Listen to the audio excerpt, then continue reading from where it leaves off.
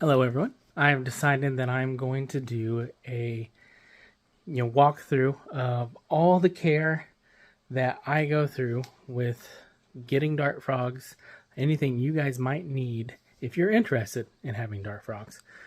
And just gonna do a little series with all this information, and hopefully that helps some people out and get some good tips.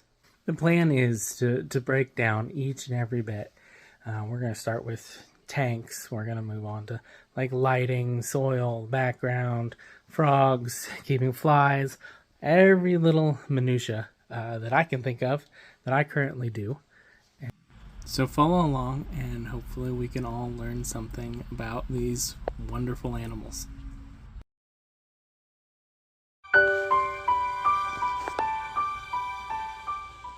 So you want some dart frogs. What's the first thing? Well, what we're going to be tackling in this section of video is the tanks. You need to get an enclosure that is going to house everything, including your frogs. When it comes to tanks, we have two options. The first are these front opening terrariums. A lot of them will have like a lock, a latch. Gives you easy access to the front. A lot of them will have built-in ventilation. This one does not. This one's a hexagon. This is your standard 18 by 24. Very common in the hobby. Front opening come in many shapes and sizes. This one here is a 36 by 12. It's not very tall, but it makes up for that with a little more width. We also have these smaller 18 by 12s. They don't hold a lot, and currently I don't have anybody in this. We set it up and it's just, we haven't had use for it. We're trying to grow some plants in there and not having a whole lot of luck. I don't recommend these. They're just small. If you are going to go that route, there are a few thumbnail species you can keep in there. Majority of the different types of frog in the hobby are not appropriate for this. Morning geckos would work in here as well. The second option when it comes to enclosures is converting an aquarium. As you can see here, they make great frog enclosures as well. And there's two routes that you can go. You can go the standard here, or you can get a conversion kit and flip it sideways. These two tanks are actually the exact same 40-gallon breeder tank. They're the same size. This one is laying down like a standard aquarium. This one, we flipped on its side. I bought a conversion kit. I had to cut glass and install the screens. It's a little more work, but it gives you a nice looking enclosure for a fraction of the cost of what you get for one of these terrariums that you buy from like PetSmart, Petco, and they're ready to go. There are pros and cons to both of these. Like I said, these are ready to go for the most part. The only thing that I have done with a lot of these is replace the screen top with a sheet of glass. I also had to drill holes in there. That's a little scary when you're starting out, and it's something I didn't do until recently. Cutting the glass tops, drilling holes, put in some ventilation, is not super easy. It's a little scary at first. Once you get it figured out, it's not bad at all. Cutting this hexagon was interesting. But once you get the hang of it, it's pretty simple. But it's definitely daunting at first. These are more expensive, and that's what you pay for the convenience. Converting an aquarium. Aquariums are usually fairly cheap, especially if Petco has half off sales occasionally. You get a lot of these secondhand.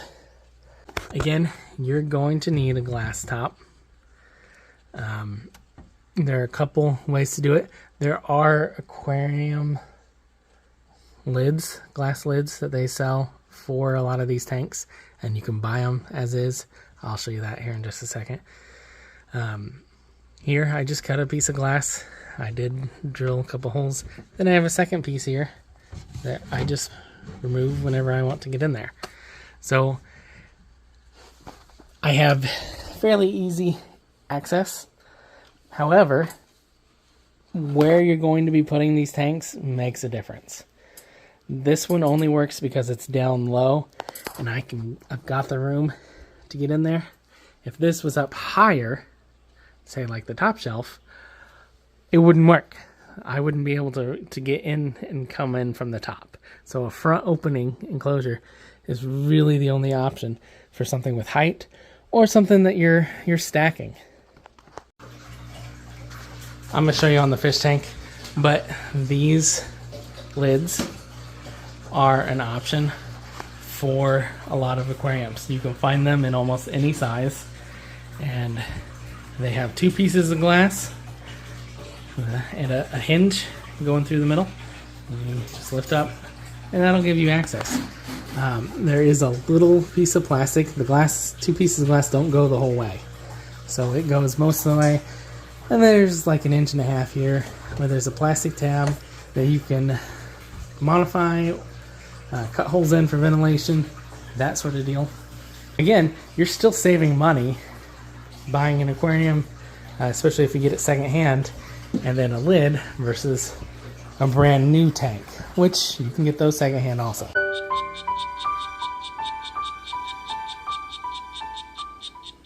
Okay, so welcome to part 2. Where we're going to talk about the background of the frog enclosures. You can do nothing, just leave a glass. There are some pros and cons, and a lot more cons in my opinion to that versus making your own background. This is going to be the second option. You can make a background, or you can use one of the a lot of tanks come with a background is the third option. And there's pros and cons to all of them, and so let's get into it. I want to say really quickly that having a background goes a long way in helping your frogs feel more secure. Having big open sides, front and back, means that they're going to feel more exposed and you're just not going to see them as much. So having a background can help your frogs feel a lot safer, which in turn means you will see them more. So option 1, and this tank here is actually plants only. We got this when we bought a bunch of plants and set it up to house some of our extra plants, and so we didn't put any decorations, but what we have in the back there is a wall of Ficus familla, and it holds onto the glass. A lot of plants will, and it will just crawl along the back and just creates a natural wall of green lush plants. And it looks pretty nice. It's something that you have to maintenance a lot.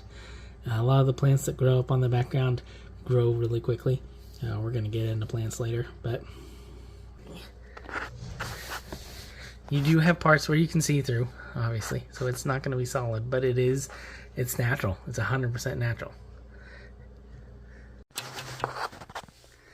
So option 2 is what we did on our very first tank. You have this generic foam background, and we just left it in there. We tried to decorate it a little bit, but we just stuck it on the background, and we got nothing else going on. And that works, and is fine. It's not the nicest looking. Option 3 is to make your own. And there's a lot of benefits to this. It's very rewarding to design something and get the looks. A lot of people use Alot. I've never gone that route, but it does make a stone kind of rocky background, which looks fantastic in a lot of builds. What I tend to do is use cocoa fiber. For both of these builds, you're going to use expanding foam, which comes in multiple colors. I like using black. It is a little more expensive than the standard gray or white. But if you're getting a view of the side of the tank at any point, the black looks so much better. You see right here, this is a little bit of silicone. You can put some pieces of silicone on. The foam will stick to the glass. Not super great, but it does stick to it. You'll spray the foam onto the back, onto the side. You'll let it sit for a couple hours, usually overnight. It'll dry. At that point, you'll get a knife and you'll start cutting some of the pieces that are too big and just shape it however you like. Okay. Once you get everything looking how you want it to look, then you can go with the dry lock. Or what I have done is I will coat everything with silicone and then I'll sprinkle cocoa fiber on it. Both will let plants climb and grow. The cocoa fiber gives a nice brown, earthy look. It also holds moisture a little bit better. The dry lock you can paint. You can adjust the color on. And so you can really get creative with both of these options. When you go with silicone and cocoa fiber, you have to let these tanks dry and let the silicone cure. And that can take a couple weeks. It will depend on the humidity that you have in your area. If you live somewhere like Arizona where it's drier, it's going to cure faster versus the Midwest or say the South. There's just a lot more humidity in the air. Once that cures, there won't be any silicone smell. You'll be able to tell. At that point, it is safe to add plants and start doing other bits. That silicone will kill plants if you add them too early. So you'll want to be mindful of that. Just take your time. These are not fast. Not at all. The next part is, the hardscape. So you'll see in here, I open this up. I've got some wood, some branches, and there's also cork bark. So you're creating a naturalistic environment. And part of that nature is that these materials will decompose. Some materials decompose faster. When you go with woods, a hardwood is going to last longer. Softer woods, faster growing woods will decay sooner. A lot of the things that you see in aquariums like Mopani, those will hold up really well. Cork bark holds up really well. You can buy cork bark is used ubiquitously. You can stick it into the foam as it's drying, or you can just silicone it on after the point. You can harvest your own materials at this point. You don't have to buy everything. If you have access, you can do so. There's a caveat. There are some types of wood that you don't want to use. That would be your evergreen, your cedar, your pine trees. Those have lots of tannins and other chemicals that will leach, and they can affect the pH of the soil. They will kill some plants. They don't play nice with lots of other organisms. This piece I harvested myself. This is a root ball I got in the woods. When you harvest plants or hardscape yourself, you need to quarantine it. You need to sterilize it. That includes boiling it, soaking it, freezing it. You want to make sure that there's not any pests that you're bringing in. And that goes for that stuff, as well as leaf litter. You can get your own leaf litter. Again, you need to sterilize it, you need to bake it, you need to freeze it, you need to soak them. There's options, lots of things work.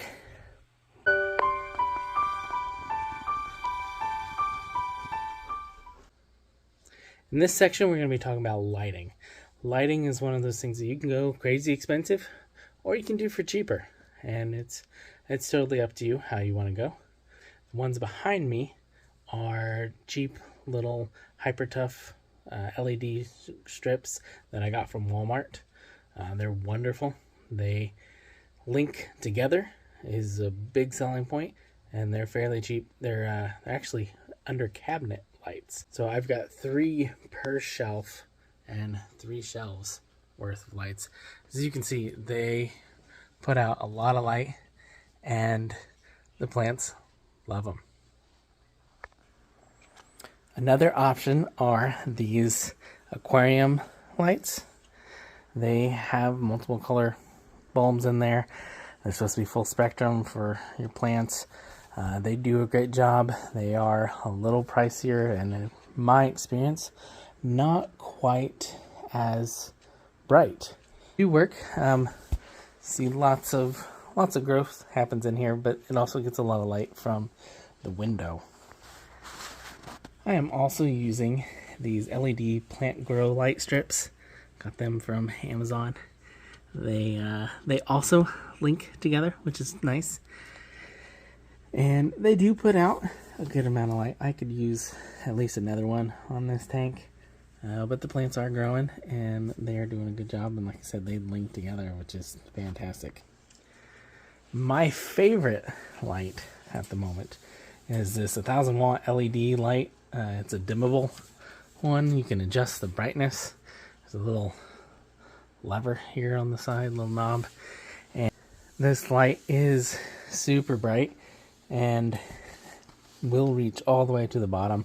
The taller tanks, this is fantastic for making sure that from the top to the bottom we have enough light. The ones at the top could get burned. It is bright enough, so you want plants that really enjoy that light, plants that darken up. What goes hand in hand with the lighting is timers. I love these analog timers. They're really easy to manipulate, to adjust. If you lose power or you go through a time change, then they're super easy to modify, and they're like $2-3.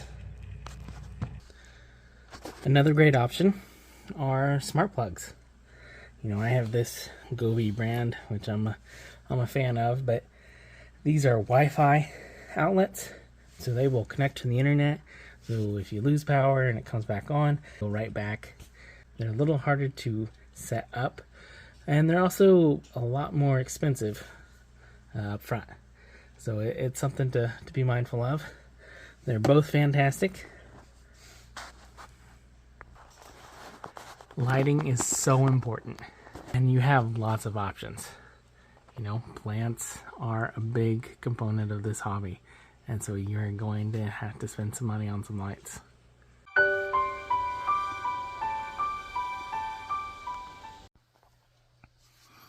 Welcome to part 3. This is where we're going to talk about soil.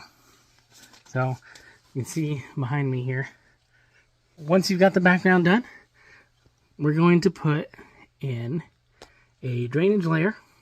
There are a couple options when it comes to soil, and you can buy a pre-made mix. A lot of companies will sell terrarium appropriate soil. You can also make your own.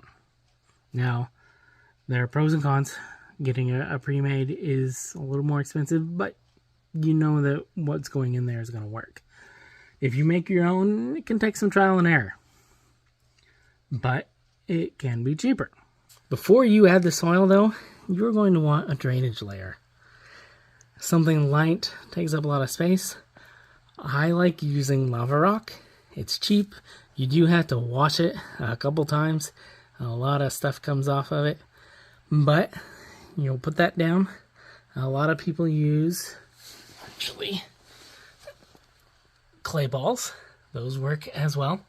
I also will reuse some of the foam pieces from the background. If I get a decent chunk that I cut off, I'll stick it in there. You know, the foam is inert and perfectly safe for that. It will take up some space, and you know, reuse, recycle. So you're going to put down the drainage layer. You're going to put a screen over the top to help hold the soil away from it so it doesn't just fill in. And then you're going to get a soil. There are some do's and don'ts when it comes to soil. Okay. You want to go with organic. There's some do's and don'ts when it comes to soil. You want to get an organic mix. Okay. You're not going to throw some Miracle-Gro with, fertilizer and that kind of stuff. You want organic. Okay. You're also going to want something that drains. So you're going to need to mix it with, chunks of perlite, some cork bark. You want that water to go through and drain out. You don't want it to retain in the soil for too long. Another component that kind of goes along with the soil is, you can see them right there, is the cleanup crew. So isopods, springtails, that kind of deal. They are very important when it comes to your tanks. Now, isopods, there's lots of varieties. You can collect some of your own, although anytime you collect something, you can bring in pathogens. There are lots of sellers who will breed their own isopods and springtails, and you can buy those, and you're going to get healthy stock. When you first add isopods in, especially at this stage, there's not a lot going on in your tank. There's not a lot of food for them. And so you're going to want to supplement their feeding, stick some pieces of like carrot or lettuce, things in there for them to eat, where they will start munching on your plants. My first couple tanks, I have lost several plants because isopods didn't have anything else to eat. Springtails are great. They're very important. They help remove mold and clean up a lot of the waste. Okay. When you get your springtails, a lot of people dump the entire container in. I would recommend against that. You'll want to keep little containers that the isopods came in and leave a few in there. Okay. When you add isopods to the tank, they will disappear. They'll go move into the soil. They'll reproduce if you've got everything working right. I like to have isopods on hand. Constantly got them breeding. I will sprinkle more in there occasionally, and it gives the frogs a little more to eat. If you have baby frogs, then a lot of them are small and will only eat springtails. If you go with the dwarf isopods, also double as a food source, so frogs will eat those as well.